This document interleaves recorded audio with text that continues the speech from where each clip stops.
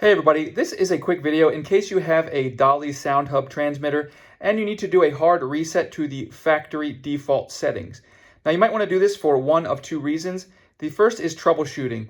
If this hub will not connect to the internet, or if it's not pairing with your devices, or if it seems to be not responding or frozen, and you've tried turning it on and turning it off, a hard reset can fix a lot of these issues. The other reason is if you just want to set this hub up as a new device, we can clear everything out of it by doing a hard reset because it will be reset to the out-of-box settings.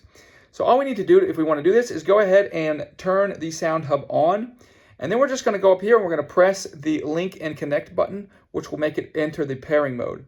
And then the next thing we're going to do is we're going to press and hold both the mute button and the source button right up here, and we're going to press and hold them.